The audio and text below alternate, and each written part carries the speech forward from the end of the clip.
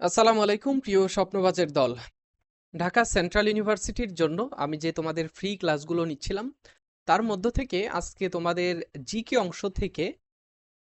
অংশ থেকে ক্লাস 2 অর্থাৎ 2 নাম্বার ক্লাসের আলোচনা আমরা করব। আচ্ছা, কি নিয়ে আলোচনা করব, কোন টপিকের উপরে আলোচনা করব সেটা হচ্ছে, দেখো আমি এই যে ঢাকা সেন্ট্রাল ইউনিভার্সিটির গত বছরের আহ, প্রশ্ন অ্যানালাইসিস করে যে টপিকগুলো পেয়েছি সেখান থেকে আমরা আলোচনা করব। দেখো, এখানে হচ্ছে ঢাকা সেন্ট্রাল ইউনিভার্সিটির এই যে বাংলাদেশের অর্থনীতি নিয়ে বাংলাদেশের অর্থনীতি নিয়ে যেই 5টি প্রশ্ন এসেছিল, মানে একটা টপিক থেকেই 5টা প্রশ্ন এসেছে। বাংলাদেশের অর্থনীতির উপরে একটা টপিক থেকেই কিন্তু 5টা প্রশ্ন এসেছে। সো আমরা এই টপিকটা নিয়েই আগে আলোচনা করব, ঠিক আছে? এবং পরবর্তীতে আরো গুরুত্বপূর্ণ যে টপিকগুলো আছে সেগুলো নিয়ে আমরা ধারাবাহিকভাবে তোমাদের যে ফ্রি ক্লাসগুলো নিচ্ছিলাম সেটা কিন্তু আমি নিয়ে যাব। আর এই ক্লাসটি শুধু যে এই বছরের শিক্ষার্থীদের এমনটা না, এটা প্রত্যেকটা বছরে ঢাকা সেন্ট্রাল ইউনিভার্সিটিতে অথবা যে কোনো অ্যাডমিশনে তোমরা সেই অ্যাডমিশনের জন্য ক্লাসগুলো করতে পারো, ঠিক আছে? আচ্ছা, বাংলাদেশের অর্থনীতির মধ্যে যে সম্পদগুলো রয়েছে সেগুলো নিয়ে আমরা ধারাবাহিকভাবে আলোচনা করব। আর জিকে অংশেতে তোমাদের খুব বেশি বোঝানোর কিছু নাই, তোমরা একটু আহ, ক্লাসগুলোতে মনোযোগ দেবে এবং আমি যেই পয়েন্টগুলো দাগিয়ে দিব সেইগুলো নিয়ে তোমাদের সেইগুলো কিন্তু তোমাদেরকে একটু মনে রাখতে হবে, ঠিক আছে? যে পয়েন্টগুলো আমি দাগিয়ে দেব।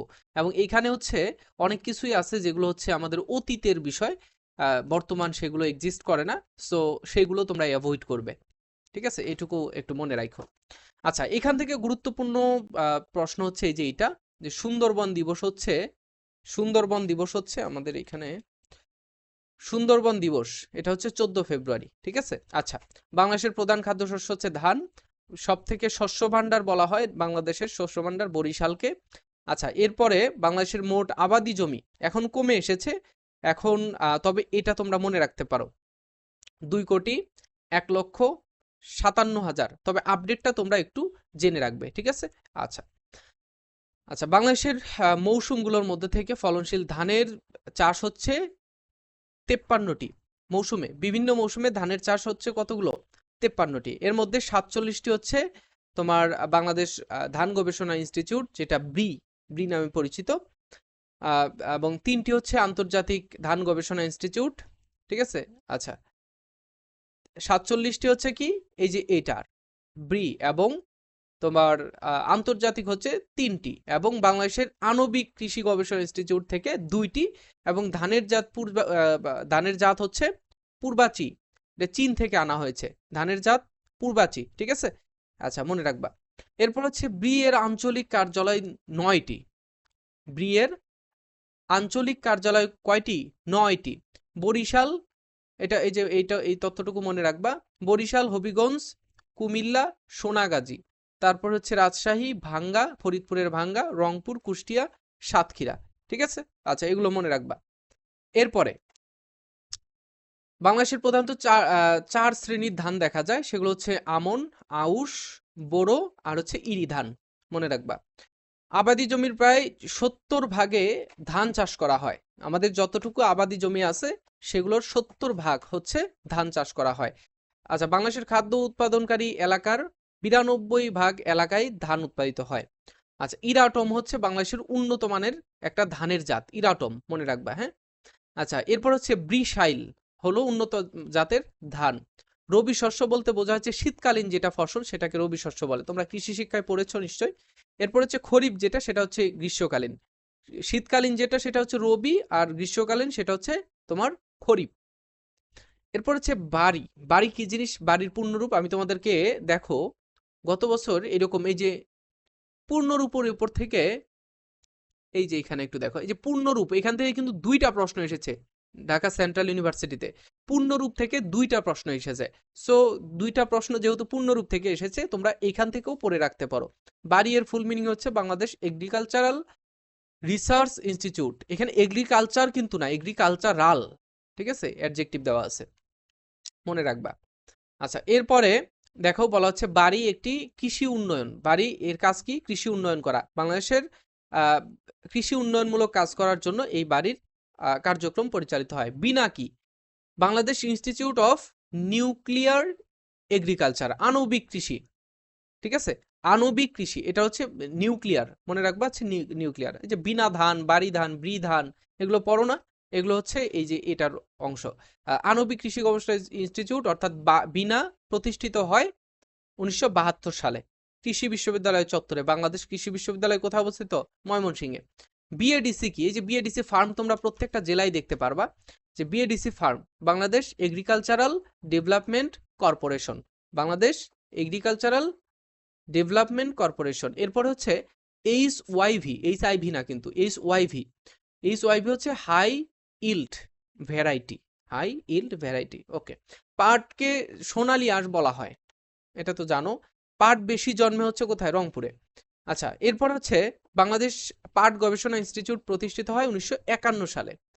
ঠিক আছে, বাংলাদেশ পাট গবেষণা ইনস্টিটিউট প্রতিষ্ঠিত হয় 1951 সালে, আর বিনা প্রতিষ্ঠিত হয় 1972 সালে। আচ্ছা, এরপর হচ্ছে বাংলাদেশ পাট গবেষণা ইনস্টিটিউট এর কোথায় অবস্থিত? ঢাকার শেরেবাংলা নগরে, শেরেবাংলা নগরে।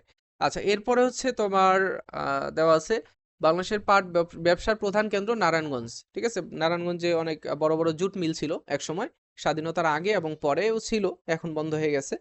আচ্ছা, এরপর এখনো আছে নারায়ণগঞ্জে অনেক জুট মিল এখনো আছে। এরপর হচ্ছে মেস্তা, হচ্ছে এক জাতীয় পাট। মেস্তা কি জিনিস তোমরা নাম শুনে থাকবে, মেস্তা হচ্ছে পাটের একটা জাত।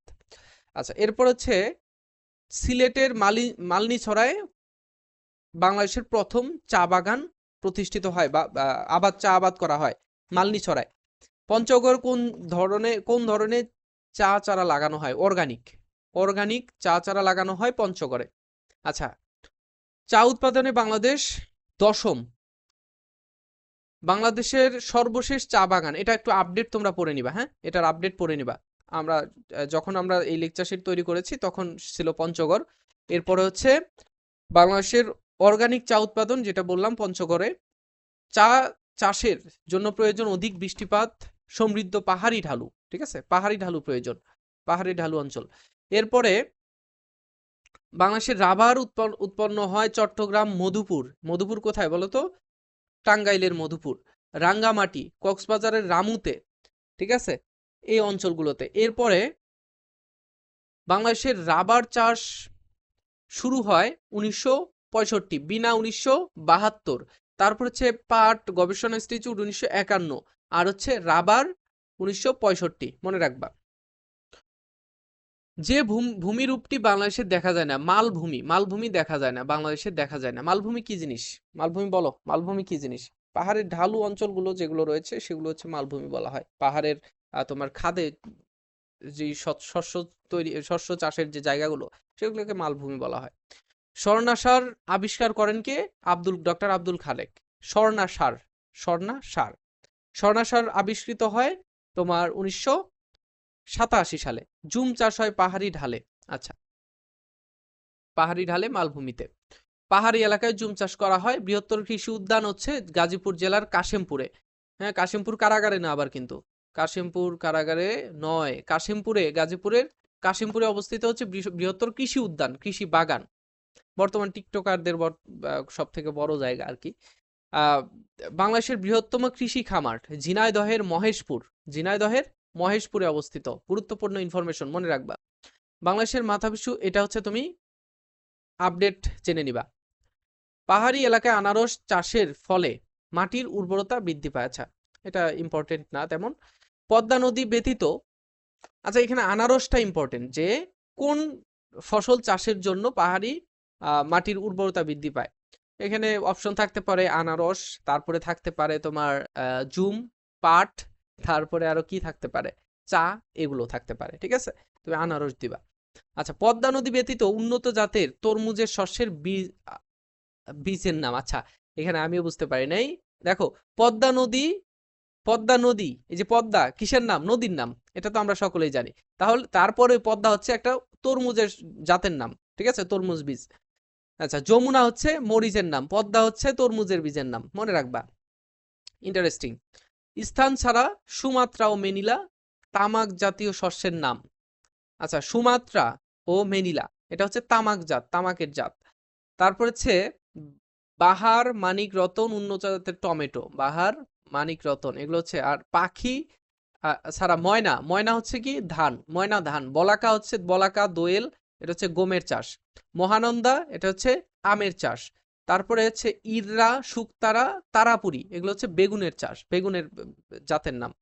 রূপালী, ডেলফোর্স তুলা।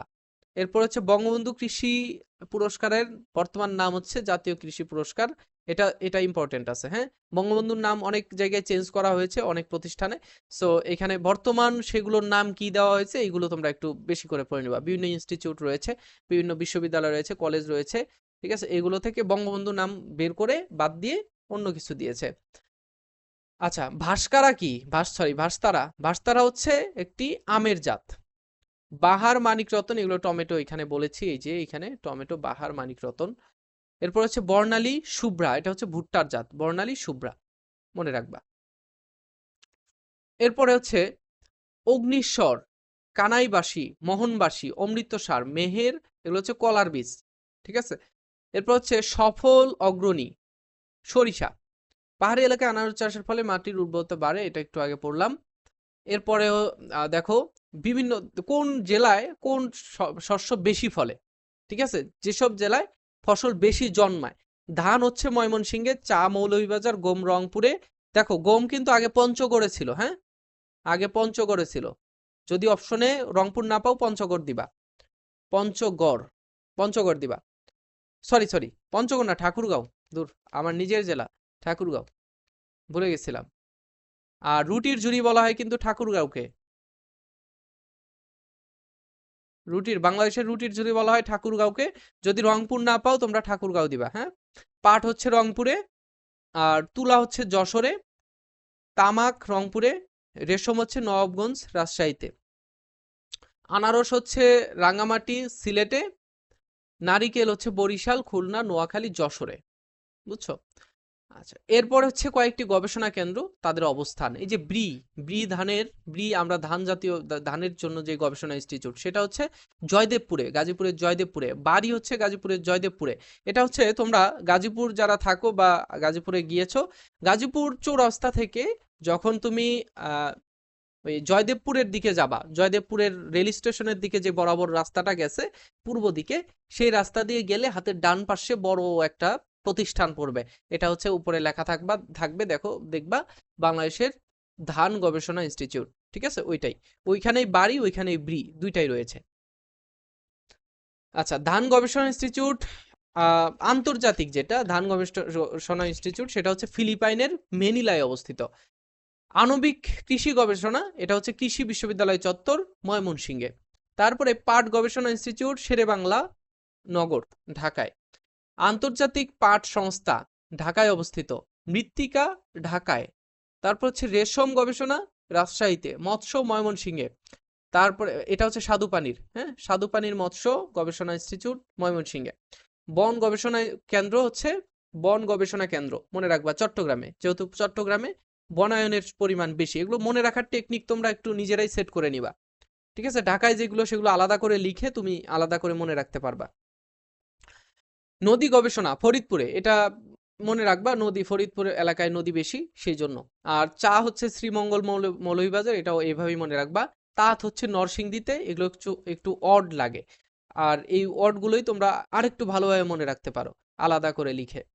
রাবার হচ্ছে কক্সবাজার, এটা তো জানোই যে পার্বত্য চট্টগ্রামের মানে চট্টগ্রামের অন্যান্য অঞ্চলগুলো বাদ দিয়ে, অর্থাৎ পার্বত্য অঞ্চল বাদ দিয়ে কক্সবাজার অংশে রাবারের ফলন বেশি হয়। ইখু বা তোমার আখ, এটা হচ্ছে পাবনার ঈশ্বরদী, এটা তো ভালোই জানো। তারপরে ডাল জাতীয় যেই গবেষণা, সেটা হচ্ছে ঈশ্বরদীতে। তারপর হচ্ছে মশলা হচ্ছে বগুড়াতে। আম গবেষণা চাপাই, রাজশাহীর পাশেই চাপাই, আমের ফলন ভালো হয়, সেটা এইভাবে মনে রাখবা। গম হচ্ছে দিনাজপুরে। দেখো গমের অবস্থান এটা উত্তরবঙ্গে, এটা এটুকু মনে রাখবা, ঠিক আছে। বেশি গম জন্মায় রংপুর অথবা ঠাকুরগাঁওয়ে। আর গবেষণা ইনস্টিটিউট দিনাজপুরে, ওই তিনটা পাশাপাশি জেলা। গবাদি পশু হচ্ছে সাভারে, এই যে ঢাকার সাভারে। মহিষ গবেষণা হচ্ছে বাগেরহাটে। ছাগল টিলাগড় সিলেটে। হরিণ ডুলহাজরা, এটা আসে হ্যাঁ, পরীক্ষায় আসে ডুল হাজরা। তারপর মৎস্য চাঁদপুর, চাঁদপুরের ইলিশ, এটা মনে রাখবা। আচ্ছা, খনিজ সম্পদ এটা হচ্ছে সব থেকে ইম্পর্টেন্ট টপিক আমাদের এখানে, কেননা হচ্ছে বর্তমান খনিজ সম্পদের উপরে ভিত্তি করে তোমার তেলের উৎপাদন, তারপর হচ্ছে বাংলাদেশের জ্বালানি থেকে শুরু করে তোমার যা কিছু আছে সবকিছু এর উপর নির্ভর করে। সো যেহেতু আমাদের এখানে ভর্তি পরীক্ষাটা এই সময়ই হচ্ছে, আহ, এটা প্রতি বছরের জন্যই একই, যে প্রতি বছরে এই খনিজ সম্পদ থেকে প্রশ্ন আসেই, বাংলাদেশের খনিজ সম্পদ। এখানে দেখো, দেশের প্রথম সামুদ্রিক গ্যাস ক্ষেত্রটি সাঙ্গু, মনে রাখবা। আচ্ছা, নেত্রকোনায় বিজয়পুর চীনা মাটি পাওয়া যায়, চীন মাটি বা চীনা মাটি পাওয়া যায় নেত্রকোনায় বিজয়পুরে, সাদা মাটি, ঠিক আছে। তারপরে হচ্ছে নওগাঁর পত্নীতলা, চট্টগ্রামের পটিয়ায়। বাংলাদেশে কয়লা পাওয়া যায় দিনাজপুরের বড়পুকুরিয়া। তারপর হচ্ছে দিঘিপাড়ায়, ফুলবাড়ি, জয়পুরহাটে জয়পুরহাটের জামালগঞ্জ, নবাবগঞ্জের চাঁপাইনবাবগঞ্জের শিবগঞ্জ, সিলেটের লালঘাট, টেকেরহাট, ফরিদপুরের চান্দা, রাখিয়াবিল, খুলনার কোলাবিলে, এই জায়গাগুলোতে কয়লা পাওয়া যায়। এরপরে চীনামাটি মজুদ আছে এই যে বিজয়পুরে নেত্রকোনার বিজয়পুরে চীনামাটি পাওয়া যায়। আচ্ছা, কক্সবাজারের ইনানি বিচ যেটা রয়েছে, আমরা ইনানি বিচ নামে চিনি, ইনানি নামক স্থানে পারমাণবিক খনিজ পদার্থ পাওয়া যায়। পারমাণবিক খনিজ পদার্থ পাওয়া যায়। পারমাণবিক বুঝোই যে পারমাণবিক অস্ত্র তৈরি করা হয় যেগুলো দিয়ে।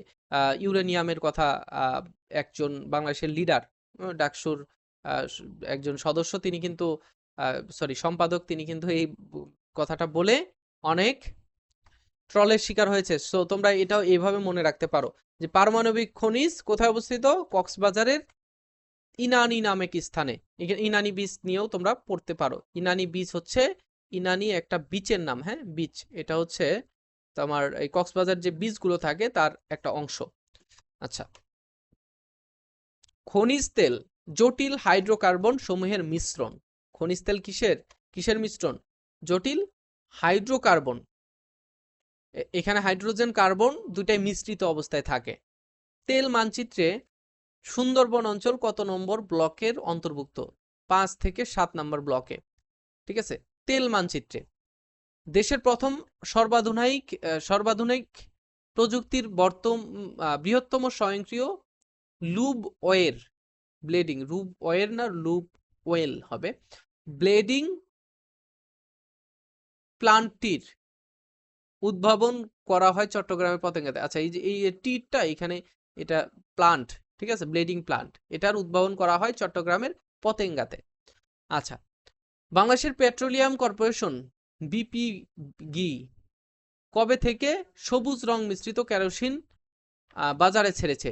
1 জুলাই 2003। আচ্ছা, সবুজ রং মিশ্রিত, তোমরা এক ধরনের কেরোসিন পাবা, সেটা হচ্ছে ডিজেল নামে পরিচিত। আমার যেটা মনে হয় যে সেই তেলটা কিন্তু একটু নীল রঙের হয়, ঠিক আছে, নীল না সবুজ হয়। সেটা তোমরা যখন এই যে কেরোসিন তেল যারা দেখছো আর কি, তারা কিন্তু সেখানে দেখতে পারবে আর কি, যে এটা নীল রঙের। আচ্ছা, এরপর হচ্ছে চুনা পাথর কোথায় মজুদ আছে? চুনা পাথর কোথায় কোথায় আছে? সিলেটে, তারপরে ভাঙ্গারহাট, লালঘাট, বাগালী বাজার, টেকেরহাট। বগুড়ায় আছে জয়পুরহাটে, চট্টগ্রামের সেন্ট মার্টিনে আছে, নওগাঁর জাহানপুর, পরানপুর আছে, ঠিক আছে, এগুলো একটু মনে রাখবা। আচ্ছা, এরপরে আমি খুব বেশি কথা বলতে পারছি না। আমি, যেহেতু অনেকগুলো আছে আমাদের এখানে, অনেক কিছু কিন্তু আজকে পড়ানো হবে, হ্যাঁ, আমাদের বিভিন্ন সম্পদ, তারপরে হচ্ছে বাংলাদেশের অর্থনীতি, সেগুলো পড়বো। সো একটু লং লং হবে আমাদের ক্লাস। কয় মিনিট হলো? অলরেডি কিন্তু 20 মিনিট চলে গেছে, হ্যাঁ। তো আমরা একটু দ্রুত যাব। যে চুনা পাথর কোথায় পাওয়া যায় এটা মনে রাখবা। হুম। আচ্ছা, এরপরে হচ্ছে যে শালটা মনে রাখবা, সেন্ট মার্টিন দ্বীপে। তারপরে টেকেরহাটে চুনা পাথর, এগুলো পড়ার দরকার নাই। ইউরেনিয়ামটা পড়বা, গুরুত্বপূর্ণ। এরপর হচ্ছে এই যে কয়লাটা পড়বা। তারপর হচ্ছে এই যে এ, কয়লা, পিটের কয়লা সন্ধান পাওয়া যায়, এটা পড়বা। এই যে স্ক্রিনশট দিয়ে রাখতে পারো, হ্যাঁ, অথবা খাতায় লিখে রাখতে পারো, খাতায় লিখলে মনে থাকবে বেশি। এরপরে দেখো, আমি একটু জুম করে নেই, জুম ইন করি। যাতে তোমাদের বুঝতে সুবিধা হয়।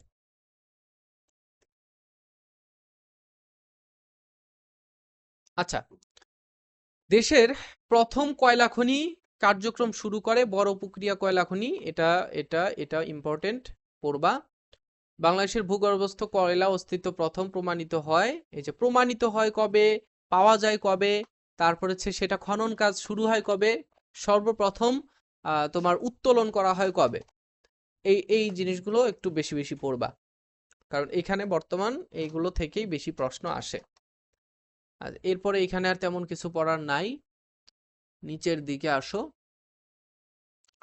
ধাতব খনিজ ম্যাঙ্গানিজ, এখানে এটা পড়ার দরকার নাই। আচ্ছা, এই যে মধ্যপাড়া, মধ্যপাড়া কঠিন শিলা, এটা পড়বা। হুম, কোরিয়ার নাম নাম প্রতিষ্ঠান, মনে রাখবা। প্রাকৃতিক গ্যাস প্রকৃতিতে তৈরি হয় হাইড্রোকার্বন, তৈরি তৈরি করে কি প্রকৃতিতে তৈরি হাইড্রোকার্বন, এটা হচ্ছে এই হাইড্রোকার্বন হিসেবেই আমরা পাই প্রাকৃতিক গ্যাস যেটা, ঠিক আছে। আচ্ছা, এরপরে এই যে এটা পড়বা, আমি দাগিয়ে দিচ্ছি, তোমরা একটু স্ক্রিনশট দিয়েও পড়তে পারো। এই যে পেট্রোলিয়াম আইন, এই যে পূর্ণরূপটা পড়বা। এই যে সিএনজির পূর্ণরূপ কি, এলপিজির পূর্ণরূপ কি, পড়ে নিবা। এই যে তেল শোধনাগার, এটা পড়বা, ইম্পর্টেন্ট এগুলো। এই যে আচ্ছা, গ্যাস ক্ষেত্র, ঠিক আছে, এটাই আপডেট করে একটু পড়ে নিবা, আপডেট। সাঙ্গু গ্যাস ক্ষেত্র, ও না, এটা ইম্পর্টেন্ট না তেমন। আহ, আচ্ছা, এই যে ঢাকায় সরবরাহকৃত গ্যাস আসে তিতাস গ্যাসের, এই ঢাকায় কিন্তু যারা থাকে তারা কিন্তু তিতাসের লাইন থেকে পায় আর কি। তিতাস গ্যাস লাইনের দৈর্ঘ্য হচ্ছে 90 কিলোমিটার। আচ্ছা, এরপরে বেশি গ্যাস উত্তোলন করা হয় তিতাস থেকে, সবচেয়ে বেশি। আচ্ছা, এরপরে এখানে এই যে খনিজ, বাংলাদেশের খনিজ 86 সালে সিলেটের হরিপুরে।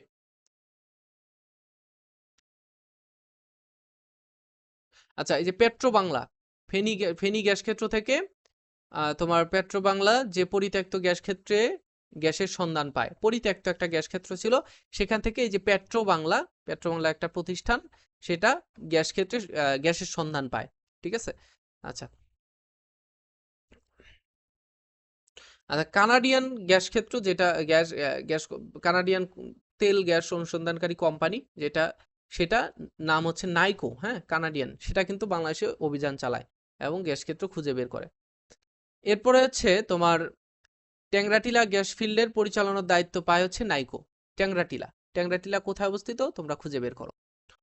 পেট্রো বাংলা প্রতিষ্ঠিত হয় 1972, এটা মনে রাখবা। এরপরে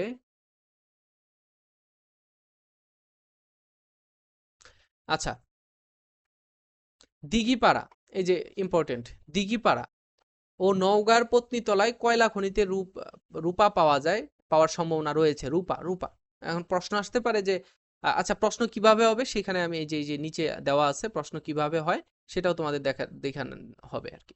এখানে দেখো, এই যে এই ইম্পর্টেন্ট টপিকগুলো তোমরা একটু মনে রাখবা। আমি কিন্তু একেবারে বেছে বেছে যে কয়েকটা তোমাদের দরকার একেবারে লাগবেই, সেইগুলো তোমরা একটু পড়ে রাখবা। এটা এটা হচ্ছে পড়বা, এবং এটা হচ্ছে আপডেটটা পড়বা, হ্যাঁ, আপডেট পড়বা, আপডেট যেটা রয়েছে সেটা পড়ে নিবা। বড়পুকুরিয়া কোন জেলায়, দিনাজপুরে। তারপরে হচ্ছে বড়পুকুরিয়া কয়লা খনির আয়তন কত, উপরে কিন্তু এখানে দেওয়া রয়েছে, উপরে কোথায় যেন দেওয়া রয়েছে, তোমরা এখান থেকে খুঁজে বের করবা। আচ্ছা, এরপরে এই যে অপশন কিভাবে প্রশ্নগুলো হয় দেখো, এই যে এখানে রানীপুকুর কয়লা ক্ষেত্রে বাংলাদেশের কোন জেলায়, রানীপুকুর কোথায় আছে বের করবা। মধ্যপাড়া কয়লা খনি কোথায় অবস্থিত সেটাও বের করবা। তারপরে হচ্ছে তোমার কয়লার বিভিন্ন জায়গায়, কয়লা, কঠিন শিলা, তো তেজস্ক্রিয় বালু, ইউরেনিয়াম, সিলিকা বালি কোথায় কোন জেলায় অবস্থিত সেটা তোমরা একটু পড়ে রাখবা, ঠিক আছে। আচ্ছা, আচ্ছা, কতিপয় গ্যাস ক্ষেত্রের অবস্থান, এই যে গ্যাস ক্ষেত্রগুলো কোথায়, তিতাস পড়বা, তিতাসটা পড়বা। তারপরে হচ্ছে কুতুবদিয়া গ্যাস ক্ষেত্র পড়বা, কামতা পড়বা, বিয়ানীবাজার পড়বা, মেঘনা পড়বা, তারপর হচ্ছে ছাতক পড়বা, আর ইম্পর্টেন্ট বিবিয়ানা, কৈলাস, না এগুলো আসে না। ঠিক আছে, এই কয়টা একটু বেশি করে পড়ে রাখবা, যেহেতু অল্প সময় রয়েছে সেহেতু তোমরা এই কয়েকটা বেশি পড়বা। আচ্ছা, এরপর হচ্ছে বিদ্যুৎ শক্তি, সব থেকে ইম্পর্টেন্ট এই বছরের ভর্তি পরীক্ষার্থীদের জন্য। এই বছরের যারা ভর্তি পরীক্ষা দিবা, এই বছরের ভর্তি পরীক্ষার্থীদের জন্য খুব বেশি ইম্পর্টেন্ট। ঠিক আছে, এটা এখান থেকে সবই পড়বা, এখান থেকে এ টু জেড। ঠিক আছে, A to Z, A to Z, A to Z আমি নিয়ে যাচ্ছি, তুমি স্ক্রিনশট দিয়ে রাখতে পারো। এখান থেকে এ টু জেড পড়বা, বুঝছো? আচ্ছা, এরপরে এই যে নিচের অংশটা এ টু জেড পড়বা, এই পর্যন্ত। হ্যাঁ, এই পর্যন্ত তোমরা পড়বা। আচ্ছা, বনজ সম্পদ থেকে কি কি পড়বা আমি ইম্পর্টেন্ট গুলো দাগিয়ে দিচ্ছি।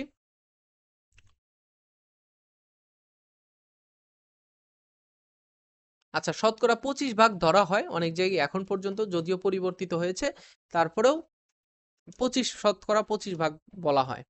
আচ্ছা, বাংলাদেশের বনভূমির 4টি অঞ্চল, এটা পড়বা, পাহাড়ি, ম্যানগ্রোভ, সমতল, গ্রামীণ বন। আচ্ছা, এই যে এটা ইম্পর্টেন্ট, সুন্দরবনের আয়তন পড়বা। বৃহত্তম বন হচ্ছে, অনেক জায়গায় দেখা যায় যে চট্টগ্রাম, সেটা না, সুন্দরবন। ঠিক আছে, সুন্দরবনের কত অংশ বাংলাদেশের মধ্যে? 62 অংশ, বাকিটা ইন্ডিয়ার মধ্যে। 5টা জেলা জুড়ে সুন্দরবন রয়েছে। তৃতীয় বৃহত্তম বন হচ্ছে মধুপুর বনাঞ্চল। মধুপুর কোথায়? টাঙ্গাইলে। মধুপুরের ভাওয়ালের গড় তোমরা দেখেছো বা শুনেছো, এটা হচ্ছে তোমার গাজীপুর এবং টাঙ্গাইল দুইটা অঞ্চল মিলেই এখানে অবস্থিত। 28টি জেলাতে কোনো রাষ্ট্রীয় বনভূমি নাই। ঠিক আছে, বাংলাদেশের 28টি জেলাতে। আচ্ছা, এখানে আর ইম্পর্টেন্ট হচ্ছে বৈলাম বৃক্ষ, সবুজ বেষ্টনী, এটা ইম্পর্টেন্ট। হ্যাঁ, সবুজ বেষ্টনী 10টি জেলায়। আচ্ছা, এরপর হচ্ছে বন গবেষণা, এটাও একটু একটু আগে বলেছিলাম। তারপর হচ্ছে ম্যানগ্রোভ, ম্যানগ্রোভ বন বা সুন্দরবনকে বলা হয়। টাইডান বলা হয় বনভূমি সুন্দরবনকে, বিখ্যাত টাইডান বনভূমি, সেটা হচ্ছে টাইটান বইল না আবার, টাইডান, এটা হচ্ছে সুন্দরবনে অবস্থিত, সুন্দরবন যেটাকে বলা হয়। আচ্ছা, এরপরে পরিবেশ নীতি ঘোষণা করা হয় 1952 সালে, 92 সালে। গজারি বৃক্ষ হচ্ছে শাল নামে। তারপর হচ্ছে, আচ্ছা, মোয়ালিদের কাজ কি? মধু সংগ্রহ। বাওয়ালি এবং মোয়ালি দুইটা তোমরা বের করবা। হ্যাঁ, আচ্ছা, গোলপাতা সংগ্রহ করে তাদেরকে বাওয়ালি বলা হয়, আমি যতটুকু মনে আছে আর কি। আচ্ছা, পরিবেশের ভারসাম্য রক্ষাকারী বনভূমির পরিমাণ বাগেরহাট জেলায় বেশি। ক্রান্তীয় পাতা ঝরা বনভূমি, এই উপরেরটা না পড়লেও না পড়তে পারো, কিন্তু এটা পড়ো। হ্যাঁ, এটা ইম্পর্টেন্ট। বনভূমির প্রধান বৃক্ষ কি কি, এটা ইম্পর্টেন্ট, সবটা তোমরা পড়বা, স্ক্রিনশট দিয়ে রাখতে পারো। আচ্ছা, বিভিন্ন গাছের ব্যবহার, কোন গাছ কোন ইয়েতে পড়ে, তুমি শালটা পড়বা, ধুন্দল পড়বা, বাঁশ ঘাস পড়বা, সেগুন পড়বা, গোলপাতাও পড়লে পড়তে পারো। এই তো, আর কিছু নেই। আচ্ছা, যেভাবে প্রশ্ন হয় দেখো, এখানে বলা হচ্ছে যে 200 ফুটের, এটা কিভাবে প্রশ্ন হয় তোমরা অবশ্যই জানো, দেশের সাফারি পার্ক কোথায় অবস্থিত? গাজীপুরে। তো এই যে এইগুলো তোমরা পড়ে রাখবা। আচ্ছা, এরপরে দেখো আমাদের প্রাণীজ ও মৎস্য সম্পদ, এখান থেকে কি পড়বা আমি একটু তোমাদের বলে নেই। হোয়াইট গোল্ড, এটা কিন্তু গত বছরে এসেছে। ডিসিইউ 24-25-এ এসেছে। 24-25 আমাদের লেকচার শিট থেকে হুবহু এই প্রশ্নটা এসেছে। হোয়াইট গোল্ড বলা হয় কোনটাকে? চিংড়িকে হোয়াইট গোল্ড। এবং এই বছরও কিন্তু, এই বছরও গুচ্ছর মধ্যে আসছে, এই বছর গুচ্ছের মধ্যে আসছে। So important. আচ্ছা, এরপর হচ্ছে থ্রাস্ট সেক্টর বলা হয় হিমায়িত খাদ্যকে। আর এরপর হচ্ছে মাছ হচ্ছে প্রাণীজ আমিষ জাতীয় খাদ্য। বাংলাদেশের মৎস্য প্রজাতি গবেষণার জন্য ময়মনসিংহে, এটা তো বললাম একটু আগে। ইলিশের জন্য চাঁদপুর। সামুদ্রিক পানির গবেষণা ইনস্টিটিউট কক্সবাজার, এটা ইম্পর্টেন্ট পড়বা। এরপর হচ্ছে তোমার স্বাদু পানির জন্য ময়মনসিংহ, একটু আগে বললাম। এই 3টা ইনস্টিটিউট রয়েছে তোমার মাছের জন্য। আচ্ছা, বাংলাদেশের একমাত্র প্রাকৃতিক প্রজনন ক্ষেত্র হচ্ছে হাকালুকি হাওর, ঠিক আছে, এটা একটা হাওর, হাওর এটা সুনামগঞ্জে অবস্থিত, হাওর। আচ্ছা, বার্ড ফ্লু হচ্ছে পাখির এক ধরনের ইনফ্লুয়েঞ্জা, এটা এক ধরনের রোগ, ছোঁয়াচে রোগ। বার্ড ফ্লু এটা হচ্ছে ইনফ্লুয়েঞ্জা বলতে এটা, হ্যাঁ, এর মাধ্যমে অন্যান্য পাখিরাও আক্রান্ত হয়, বুঝছো? আচ্ছা, এরপর হচ্ছে আহ, এই যে এটা একটু আপডেট তোমরা পড়ে নিবা, হ্যাঁ, আপডেট, আপডেট। এরপরে এখান থেকে প্রশ্ন, আচ্ছা, আরো আরো তথ্য আছে, দেখো। ইলিশ মাছের জাটকা বলে, জাটকা কতটুকু বলা হয়? 23 সেন্টিমিটার, 23 সেন্টিমিটার দৈর্ঘ্যের যে মাছ রয়েছে সেটাকে বলা হয় জাটকা। এই যে তোমাদের আশেপাশের অনেক বাজারেই তোমরা এটা পাবে। পুকুরে চাষ করা যায় না ইলিশ, মনে রাখবা। এই যে গোচারণ, এটা ইম্পর্টেন্ট। গোচারণ ভূমি কোথায় অবস্থিত? সিরাজগঞ্জে। ব্ল্যাক বেঙ্গল ছাগলের জাত। ব্ল্যাক কোয়াটার, এই যে ব্ল্যাক দিয়ে দুইটা শব্দ, মনে রাখবা। গবাদি পশুর রোগ ব্ল্যাক কোয়াটার, আর বেঙ্গল হচ্ছে ছাগলের জাত, কালো ছাগলের জাত। উম আচ্ছা, এই যে কুমির চাষের, কুমির প্রজনন কেন্দ্র হচ্ছে ময়মনসিংহের ভালুকায়। তারপরে এখানে আর তেমন কিছু না। এই যে এটা আছে, বাংলাদেশের কেন্দ্রীয় গো প্রজনন ছাগ খামার সাভারে, হ্যাঁ, গো প্রজনন কেন্দ্র হচ্ছে সাভারে অবস্থিত। আচ্ছা, এরপর হচ্ছে পানি সম্পদ, আর্সেনিকের সংকেত হচ্ছে এএস, পড়বা, সাধারণ বিজ্ঞান থেকেও প্রশ্ন আসে। আর দেখো, এরপরে এখানে দেওয়া আছে, হু এর মতে আর্সেনিক গ্রহণযোগ্য মাত্রা হচ্ছে 0.05, 0.05। আর্সেনিক আক্রান্ত জেলা হচ্ছে 61টি। সর্বাধিক আর্সেনিক আক্রান্ত হয়েছে চাঁদপুরে। বাংলাদেশের সর্বপ্রথম আর্সেনিক ট্রিটমেন্ট প্লান্ট স্থাপন করা হয় গোপালগঞ্জ জেলার টুঙ্গিপাড়ায়, সর্বপ্রথম। এটা মনে রাখবা।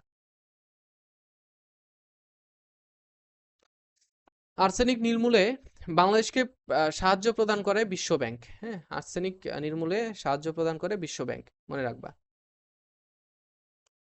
এরপর হচ্ছে পানি নীতি ঘোষণা করা হয় 1999-এ। পানি বোর্ড, পানি উন্নয়ন বোর্ড ঘোষণা করা হয়, গঠিত হয় 1959 সালে। এই তো, এই যে বাংলাদেশ ভারত পানি চুক্তি স্বাক্ষরিত হয় 12ই ডিসেম্বর 1996। এই যে এটা ইম্পর্টেন্ট, মাঝে মাঝে মধ্যে হচ্ছে তোমার এই ঘটনাগুলো ঘটছে, যে বাংলাদেশ ভারতের মধ্যে পানি চুক্তি, সেটা কবে স্বাক্ষরিত হয়, কবে ভঙ্গ করে, আবার কবে ইয়ে করে, এই জিনিসগুলো। এই যে এটাও পড়বা, কোথায় চুক্তি স্বাক্ষরিত হয়। চুক্তিতে স্বাক্ষর করেন আমাদের শেখ হাসিনা এবং ভারতের পক্ষ থেকে দেবগৌড়া, মনে রাখবা। 30 বছরের জন্য, হ্যাঁ, এটা হচ্ছে 30 বছরের জন্য স্বাক্ষর করা হয়। চুক্তির ভাষা ছিল হচ্ছে বাংলা, হিন্দি এবং ইংরেজি, বাংলা, হিন্দি এবং ইংরেজি। পানি চুক্তি কার্যকর করা হয় 1997 থেকে, 96 চুক্তি করা হয়, 97 সেটার ইয়ে করা হয়। আচ্ছা, কিউসেক হলো প্রতি সেকেন্ডে প্রবাহিত পানির পরিমাণ, প্রতি সেকেন্ডে কত পরিমাণ পানি প্রবাহিত হয় সেটুকু হচ্ছে কিউসেক। আচ্ছা, বৃষ্টির পানিতে কোন ভিটামিন থাকে, মনে রাখবা। এই যে ওয়ারপোয়ের ফুল মিনিংটা মনে রাখবা, বিডব্লিউডিপি, এটারও ফুল মিনিং মনে রাখবা। বাংলাদেশের সবচেয়ে বড় সেচ প্রকল্প হচ্ছে তিস্তা, ঠিক আছে। আচ্ছা, বাংলাদেশের 4টি পানি শোধনাগার, সায়েদাবাদ, পড়বা। আচ্ছা, নারায়ণগঞ্জের এই যে এটা পড়বা, গোদানাইল, চাঁদনিটাও পড়তে পারো। বাংলাদেশের পরিবহন ব্যবস্থা, ঠিক আছে, এটার মধ্যে কি কি আছে সেগুলো আমরা পড়বো। পরিবহন ব্যবস্থা খুব বেশি ইম্পর্টেন্ট না, তারপরে তোমরা পড়বা। এই যে বাংলাদেশের রেলপথ চালু হয় কবে, রেলগাড়ি, প্রথম রেলগাড়ি উপমহাদেশে। তারপরে হচ্ছে উপমহাদেশ প্রথম রেলগাড়ি চালু করে হচ্ছে লর্ড ডালহৌসি। তারপরে তোমার এই যে প্রথম রেলগাড়িতে ইঞ্জিন ব্যবহৃত হতো হচ্ছে বাষ্পীয়, ঠিক আছে, পানি চালিত। এরপর হচ্ছে তেলও লাগতো, তো এটা এটা বাষ্পীয়, ঠিক আছে। ওই যে স্যালো মেশিন তোমাদের অনেকেই দেখেছ হয়তোবা, স্যালো মেশিনে কিন্তু বাষ্পীয় ইঞ্জিন ব্যবহার করা হয়। আচ্ছা, এরপরে বাংলাদেশের প্রথম রেল লাইন কোথায় অবস্থিত, কোথায় বসানো হয়? দর্শনা থেকে কুষ্টিয়ার জগতি পর্যন্ত। দর্শনা কোথায়? দর্শনা কোথায় অবস্থিত, মনে তোমরা বের করো। আচ্ছা, এরপরে নিচের দিকে একটু লক্ষ্য করো যে বাংলাদেশের রেলপথ রয়েছে দুই ধরনের, একটা হচ্ছে মিটার গেজ, একটা হচ্ছে ব্রড গেজ। বাংলাদেশ রেল সংস্থার নাম হচ্ছে রেলওয়ে, বাংলাদেশ রেলওয়ে। এটা তো প্রত্যেকটা ট্রেনের সাথে লেখা থাকে, তোমাদের এটা পরীক্ষা আসলে পারবা। আচ্ছা, বাংলাদেশের রেলওয়ে পশ্চিমাঞ্চলীয় সদর দপ্তর হচ্ছে ঢাকায়, আর পূর্বাঞ্চলীয় কোথায়? পূর্বাঞ্চলীয় হচ্ছে চট্টগ্রামে, ঢাকা এবং চট্টগ্রাম। আচ্ছা, হার্ডিঞ্জ ব্রিজ নিয়ে তোমরা এই কয়েকটা ইম্পর্টেন্ট তথ্য পড়ে রাখবা।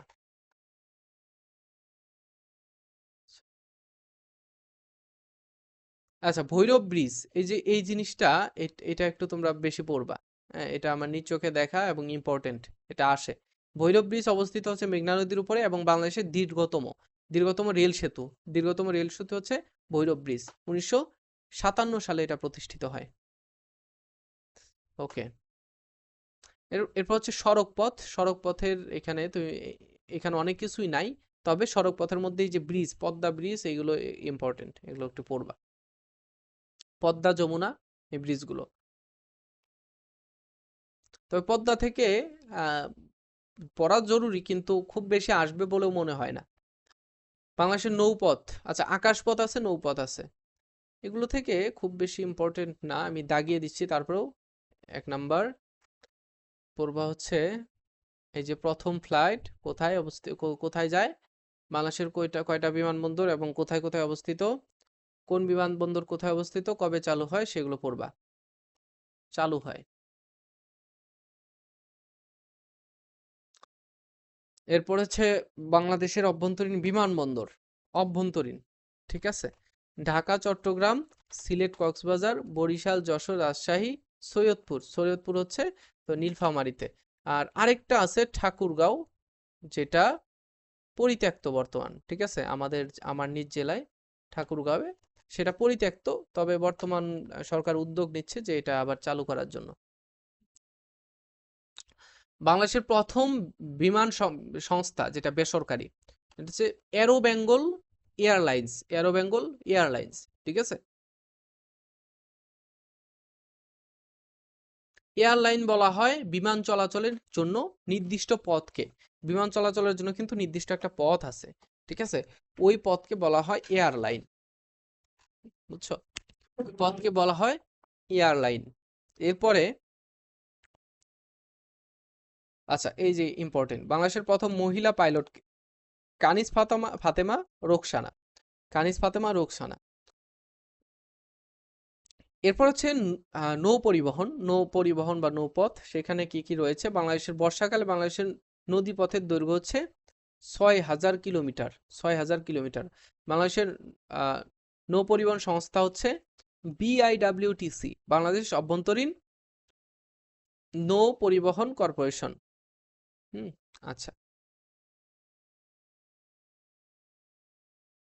ইম্পর্টেন্ট, পড়ে রাখবা। সামুদ্রিক বন্দর হচ্ছে 2টি, চট্টগ্রাম, মংলা। শিপিং কর্পোরেশন চালু হয় 1972 সালে। আচ্ছা, প্রথম বাণিজ্য জাহাজ বাংলার দূত, মনে রাখবা।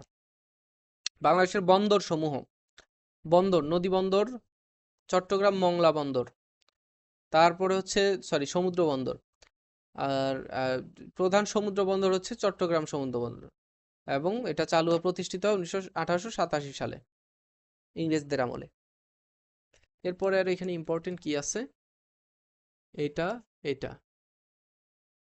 ইম্পর্টেন্ট, এই যে এটা বাগেরহাটের মংলাতে অবস্থিত। মংলা প্রতিষ্ঠিত হয় 1950 সালে। এরপরে আর ইম্পর্টেন্ট, আচ্ছা, যে বুড়িমারি স্থলবন্দরটি কোথায় অবস্থিত? লালমনিরহাটে। বাংলাদেশের প্রধান নদী বন্দর কোথায়? নদী বন্দরের প্রধান স্থান হচ্ছে নারায়ণগঞ্জে, আর প্রধান সমুদ্র বন্দর চট্টগ্রামে, ঠিক আছে। আচ্ছা, বাংলা বান্দা স্থলবন্দর, এটা হচ্ছে তোমার পঞ্চগড় জেলায়। পঞ্চগড়ের যারা আসো তোমরা, বাংলা বান্দা অবশ্যই দেখেছো, যে একেবারে শেষ প্রান্ত গিয়ে তার একটু আগে আসলে হাতের বাম পাশে পড়ে, এবং সেটা দিয়ে ইন্ডিয়াতে মানুষ যাতায়াত করে।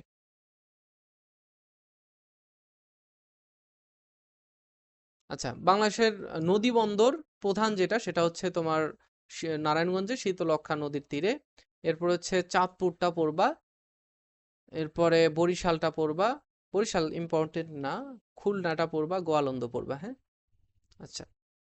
বাংলাদেশের স্থলবন্দর, এই যে এটা পড়বা, যশোর, পঞ্চগড়, তারপরে ময়মনসিংহ, হালুয়াঘাট, এটা পড়ার দরকার নাই, চুয়াডাঙ্গার এই যে দর্শনা, এটা পড়বা, দিনাজপুরের হিলি, এটা পড়বা, ইম্পর্টেন্ট।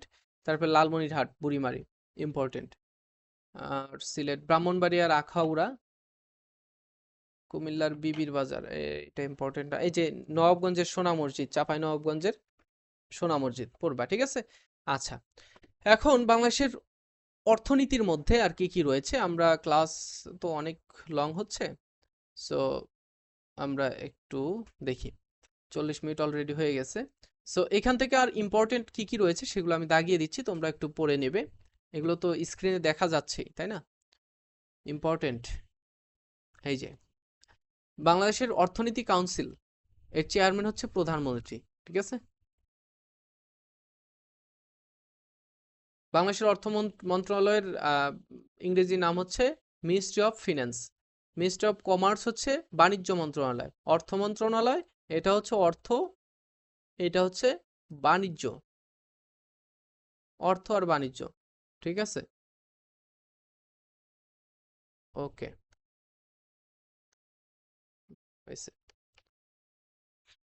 এরপরে বাংলাদেশ রেশনিং ব্যবস্থা বন্ধ করা হয়, রেশনিং, সেটা 1986 সালে। বোর্ড অফ রেভিনিউ, এটা পড়তে হবে না, এখানে ইম্পর্টেন্ট যে পূর্ণরূপগুলো আছে পড়ে নিবা, পূর্ণরূপগুলো। কাবি খা, কাজের বিনিময়ে খাদ্য, ঠিক আছে, এই যে কাজের বিনিময়ে খাদ্য। এরপর হচ্ছে ইপিবি, বিটিসি, টিসিবি, এই যে TCB important, TCB important, VAT, এগুলো ভ্যালু অ্যাডেড ট্যাক্স, এটা পড়বা। মুদ্রা তহবিল, আন্তর্জাতিক মুদ্রা তহবিল, এর বাংলাদেশের কার্যালয় অবস্থিত হচ্ছে বাংলাদেশ ব্যাংক ভবন, মতিঝিল, শাপলা চত্বরের পাশেই।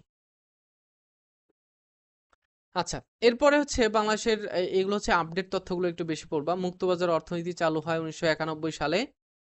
তারপর হচ্ছে প্রকৃত মাথাপিছু আয়, বাংলাদেশের অর্থনীতির মাপকাঠি আর কি, যেটা তো নির্ভরশীল বৈদেশিক সাহায্যের উপরে নির্ভর করে, সাহায্যের উপর নির্ভরশীল হচ্ছে বাংলাদেশের অর্থনীতি, বৈদেশিক সাহায্যের উপরে।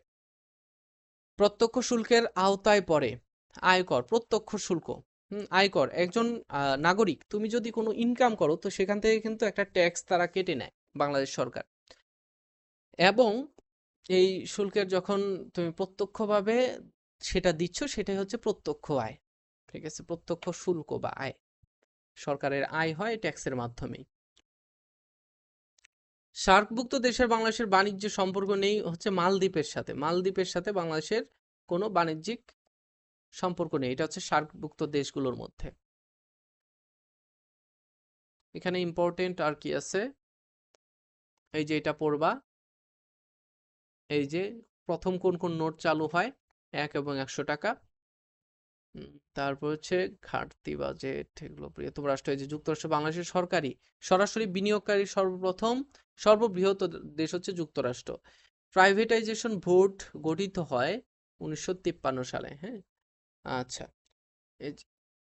বাংলাদেশের সবচেয়ে বেশি ঋণ প্রদান করে জাপান, বাংলাদেশকে সবচেয়ে বেশি ঋণ প্রদান করে আইডিএ।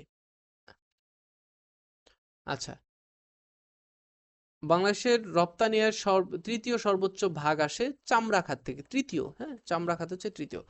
বাংলাদেশের ব্যাংকগুলোর বর্তমান এবং পূর্ব নাম, সোনালী ব্যাংকের নাম কি ছিল, এগুলো ইম্পর্টেন্ট না তেমন, এগুলো তেমন ইম্পর্টেন্ট না, তবে কয়েকটা তোমরা জেনে যাবে। হ্যাঁ, বাংলাদেশ শিল্প ব্যাংক, তারপরে হচ্ছে শাহজালাল ইসলামী bank, Bangladesh development bank limited, এগুলো পড়বা। বাংলাদেশের বাজেট, হ্যাঁ, বাজেট,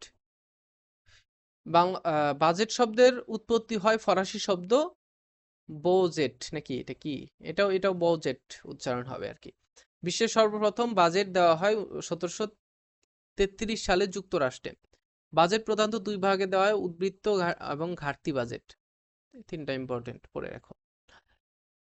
কর ও রাজস্ব, একটা হচ্ছে কর হচ্ছে প্রত্যক্ষ এবং পরোক্ষ। প্রত্যক্ষ কোনটা?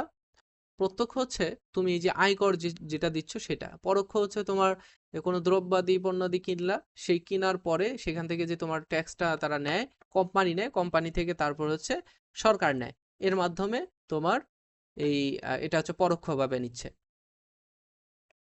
প্রথম কর ন্যায়পাল কে? খায়রুজ্জামান চৌধুরী।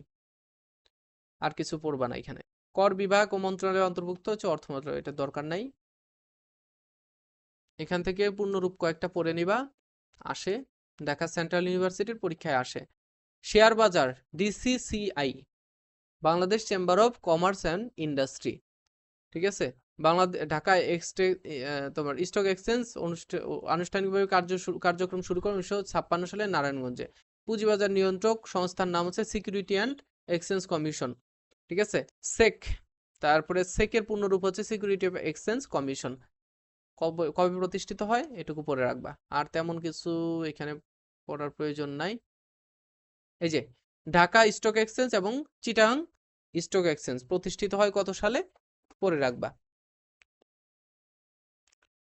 বাংলাদেশের অর্থনৈতিক পরিকল্পনা, এখানে তেমন কিছু পড়ার প্রয়োজন নাই। আচ্ছা, এই যে এটা পড়বা। উন্নয়নে পঞ্চবার্ষিকী পরিকল্পনার প্রবর্তক হচ্ছে সাবেক সোভিয়েত ইউনিয়ন, রাশিয়া, ঠিক আছে। উন্নয়নে পঞ্চবার্ষিকী পরিকল্পনা, এখানে কয়েকটা বার্ষিকী পরিকল্পনা আছে, সেটা তুমি যদি এটা ব্রডলি পড়ার সুযোগ পাও পড়ে নিবা। জাস্ট এটুকু মনে রাখবা যে রাশিয়া পঞ্চবার্ষিকী পরিকল্পনার প্রবর্তক। আচ্ছা, তখনকার প্রেসিডেন্ট ছিলেন স্টেলিন। স্টেলিন ছিলেন তখনকার প্রেসিডেন্ট, এবং সেই তখন প্রথম বিশ্বযুদ্ধ শুরু হয় কিন্তু সেই সময়, এবং স্টেলিন তখনকার রাষ্ট্রপতি ছিলেন। শুরু হয় বলতে চলছিল আর কি। বাংলাদেশের আমদানি রপ্তানি, আমদানি রপ্তানি এইখানে তেমন ইম্পর্টেন্ট নাই। ভারত বাংলাদেশ বাণিজ্য চুক্তি কবে স্বাক্ষরিত হয়, পড়বা। এরপরে আচ্ছা, এই যে এটা বাংলাদেশের মেঘালয় থেকে কয়লা আমদানি শুরু করে সিলেটের তামাবিল সীমান্ত দিয়ে, ঠিক আছে। আচ্ছা, বাংলাদেশ নেপাল ট্রানজিট চুক্তি স্বাক্ষরিত হয় সর্বপ্রথম চুক্তি হয় 1996 সালে। আচ্ছা, এরপরে বেশি বৈদেশিক মুদ্রা অর্জন করেন বাংলাদেশ যুক্তরাষ্ট্র থেকে, ইউএসএ। এরপরে হচ্ছে বাণিজ্যিক মিশন, বাংলাদেশের বাণিজ্যিক মিশন হচ্ছে 44টি। ক্ষুদ্র কুটির শিল্পের প্রসার উন্নতির জন্য কাজ করে বিসিক সংস্থা। বিসিক সংস্থা প্রত্যেকটা জায়গায় রয়েছে, তোমরা দেখবা। আচ্ছা, এখান থেকে আর তেমন কিছু নাই ইম্পর্টেন্ট। উন্নয়ন ফোরাম, বাংলাদেশের উন্নয়ন ফোরাম, এই যে বিএজি, বাংলাদেশ এইড গ্রুপ উন্নয়ন ফোরাম। তারপর হচ্ছে সাবেক ফোরাম সমন্বয়কারী হচ্ছে বিশ্ব ব্যাংক। বাংলাদেশের উন্নয়ন ফোরাম প্রধান সমন্বয়কারী হচ্ছে বিশ্ব ব্যাংক, পড়বা। তারপর হচ্ছে এলসিজি, হচ্ছে লোকাল কনসালটেটিভ গ্রুপ। তারপরে পিআরএসপি, পভার্টি রিডাকশন স্ট্র্যাটেজি পেপারস। শোনো ভাইয়া, ঢাকা সেন্ট্রাল ইউনিভার্সিটির প্রশ্ন প্রশ্ন খুব যে সহজ আসবে এমনটা ভাবিও না, হ্যাঁ। আসবে কি একটু হার্ড প্রশ্ন। আমি তোমাদের এগুলো কেন পড়াচ্ছি, তুমি অনেকক্ষণ থেকে আমার ক্লাস হয়তো করছো, কিন্তু বুঝতেছো না যে ভাইয়া এত কিছু কেন পড়াইতেছে, কিভাবে এত কিছু আসবে। আসে, তোমরা যদি কোচিং সেন্টারে পড়ো অথবা কোনো ভাইয়ার কাছে পড়ো, তাহলে অবশ্যই বুঝবে যে কোথায় থেকে কিভাবে কি পড়তে হবে। আর আমি যেগুলো দাগিয়ে দিচ্ছি, অবশ্যই তোমাকে এগুলোর মধ্যেই পড়তে হবে, এগুলো থেকেই পড়তে হবে, বুঝছো। এগুলো থেকেই আসে ইম্পর্টেন্ট, হ্যাঁ। আচ্ছা,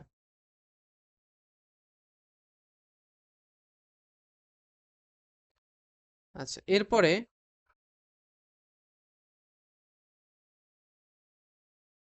আচ্ছা, তোমাদের ব্রেক দেওয়া দরকার ছিল, জাস্ট আমি শেষ করে দেব। বাংলাদেশ ব্যাংক এর প্রতিষ্ঠা A to Z পড়বা, বাংলাদেশ ব্যাংকের A to Z পড়বা, সব পড়তে হবে, সব। বর্তমান গভর্নর, এটা চেঞ্জ হয়েছে, এটা তুমি বাদ দিয়ে তুমি বর্তমান যেগুলো আছে, প্রথম গভর্নর, ঠিক আছে, বাংলাদেশ ব্যাংকের কার্যালয়, এটা ঠিক আছে। বর্তমান যেটা আপডেট সেটা আপডেট করে নিবা। ব্যাংকিং ব্যবস্থা, এই যে ব্যাংকিং ব্যবস্থা, তফসিলি ব্যাংক বলা হয়, তফসিলি ব্যাংক, ব্যাংকের অধীনে ব্যাংকগুলো তফসিলি ব্যাংক বলা হয়। বাংলাদেশের প্রথম নারী পরিচালক, বাংলাদেশ ব্যাংকের অধ্যাপিকা হান্নান বেগম। আচ্ছা, এরপরে এখান থেকে ইম্পর্টেন্ট যেগুলো সেগুলো পড়ে নিবা। ইম্পর্টেন্ট গুলো একটু দাগিয়ে দিচ্ছি। শিল্প ব্যাংক প্রতিষ্ঠিত হয় 31শে অক্টোবর 1972 সালে। তারপর হচ্ছে শিল্প ঋণ সংস্থা প্রতিষ্ঠিত হয় 72 সালে 31শে অক্টোবর, একই দিনে। ঠিক আছে। আচ্ছা, উপমহাদেশে ব্যাংকিং ব্যবস্থা চালু হয় মুঘল আমলে। তারপরে কর্মসংস্থান ব্যাংকের হেড অফিস ঢাকার সাবেক দৈনিক বাংলা ভবন, ঢাকার সাবেক দৈনিক বাংলা ভবনে। আচ্ছা, এরপরে বিশ্বের প্রথম দেশ হিসেবে বাংলাদেশের বর্গা চাষী ঋণ চালু করে হোসেনপুর, চাঁদপুরে। আচ্ছা, এগুলো হচ্ছে ইনফরমেশন, মনে রাখবা। বাংলাদেশ ব্যাংক, বাংলাদেশে বিশেষায়িত ব্যাংক 5টি। কৃষি ব্যাংক, শিল্প ব্যাংক, শিল্প ঋণ ব্যাংক, রাজশাহী কৃষি উন্নয়ন ব্যাংক, বেসিক ব্যাংক লিমিটেড। ঠিক আছে, এখানে। আচ্ছা, এরপরে তোমার ইম্পর্টেন্ট হচ্ছে,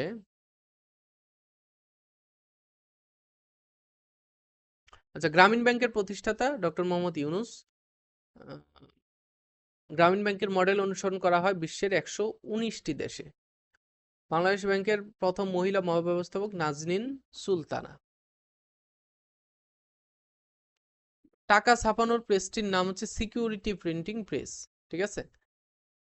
টাকা ছাপানোর কাগজ আমদানি করা হয় সুইজারল্যান্ড থেকে, মনে রাখবা। ঢাকা স্টক এক্সচেঞ্জ, এটা তো পড়াইলাম একটু আগে। হ্যাঁ, আচ্ছা, তৈরি পোশাক সবচেয়ে বেশি রপ্তানি করা হয় যুক্তরাষ্ট্রে। পাটকল সংখ্যা 16টি। আচ্ছা, পাটকল সংখ্যা 16টি বাংলাদেশে। আচ্ছা, এরপরে নিচের দিকে বস্ত্রকল পড়বা।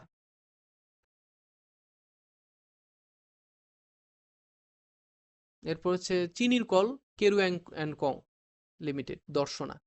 ঠিক আছে, কেরুয়াং কং হচ্ছে দর্শনায় অবস্থিত, বাগেরহাটের দর্শনা। আচ্ছা, এরপরে বাংলাদেশের সার কারখানা হচ্ছে 8টি।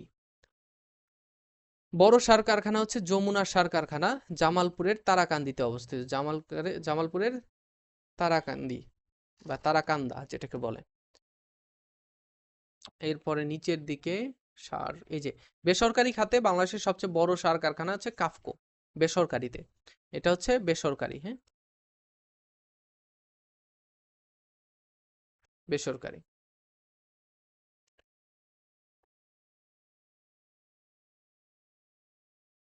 আচ্ছা, কাফকোতে কিন্তু এই যে জাপান সহায়তা করছিল। কাফকোতে সহায়তা করছে কে? জাপান। জাপান সহযোগিতা করায় এখানে এই কাফকো আরো উন্নয়ন হয়েছে বা আর্থিকভাবে সহায়তা পাইছে। ইউরিয়া সারের কাঁচামাল হচ্ছে মিথেন গ্যাস। মিথেন গ্যাস থেকে ইউরিয়া তৈরি করা হয়। ফেঞ্চুগঞ্জ সার কারখানা অবস্থিত সিলেটে। আচ্ছা, ঘোড়াশাল কারখানায় সারের নাম হচ্ছে ইউরিয়া সার, ঘোড়াশালে। তারপর হচ্ছে তোমার বড় কাগজ কল হচ্ছে কর্ণফুলী কাগজ কল। এরপর হচ্ছে কর্ণফুলী অবস্থিত হচ্ছে চন্দ্রঘোনা, রাঙ্গামাটি। চন্দ্রঘোনায় অবস্থিত, এটা হচ্ছে রাঙ্গামাটিতে। বাংলাদেশের প্রথম কাগজ কল হচ্ছে কর্ণফুলী 1953 সালে। উত্তরবঙ্গের অবস্থিত কাগজ কল পাকশি, পাবনাতে। পাকশি, হ্যাঁ, পাকশি। বড় জাহাজ নির্মাণ কারখানা হচ্ছে খুলনা শিপইয়ার্ডে। অস্ত্র নির্মাণ কারখানায় একটি, সেটা হচ্ছে গাজীপুরে। এর মধ্যে বাংলাদেশ যদি, আমরা সবাই চাই বাংলাদেশ যদি একটা পারমাণবিক অস্ত্র বানায় ফেলে, ঠিক আছে, সেটা কোথায় থেকে তৈরি হবে কেউ জানে না। আচ্ছা, বাংলাদেশের মেশিন টুলস অবস্থিত হচ্ছে গাজীপুরে। মেশিন টুলস, অস্ত্র টুলস, এগুলো গাজীপুরে তৈরি হয়। এই তো। আর আর আমাদের এখানে কি কি রয়েছে আমরা একটু দেখে নেই। আর একটু, আর হয়তো বা অল্প কিছু আছে, এরপরে তোমাদের শেষ করে দেবো ইনশাল্লাহ। অনেক বড় আলোচনা। এই যে আর অল্প কিছু আছে এই পেজটা, এই পেজের মধ্যে যা আছে এগুলো তোমাদের আর একটু পড়িয়ে দেই, শেষ পর্যন্ত থাকো। আচ্ছা, এই যে ঢাকার উত্তরায় বেসরকারি উদ্যোগে গড়ে ওঠা শিল্পনগরী লাভ সিটি, ঠিক আছে, লাভ সিটি হচ্ছে ঢাকার মধ্যে অবস্থিত। সিরাজগঞ্জের নরসিংদীতে অবস্থিত হচ্ছে শিল্প পার্ক, বাংলাদেশের শিল্প পার্ক সিরাজগঞ্জের নরসিংদী নারায়ণগঞ্জে শিল্প পার্ক। বিভিন্ন কাগজ কলে ব্যবহৃত কাঁচামাল, কর্ণফুলীতে বাঁশ ব্যবহার করা হয়। খুলনা হচ্ছে তোমার সুন্দরবনের যে ইয়েগুলো। তারপর উত্তরবঙ্গের যেটা তোমার পাকশিতে,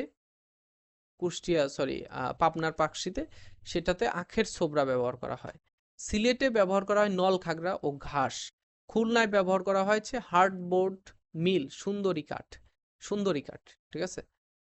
আচ্ছা, এই যে তোমরা আগে স্কুলে গেলে হার্ডবোর্ড ব্যবহার করেছো, যে হার্ডবোর্ডের স্কুলে বলতে পরীক্ষা দেওয়ার সময় সে যে হার্ডবোর্ডগুলো ব্যবহার করেছো সেগুলো কিন্তু এই যে খুলনা হার্ডবোর্ড মিলে তৈরি করা হতো, সুন্দরী কাঠ থেকে সেটা তৈরি করা হতো।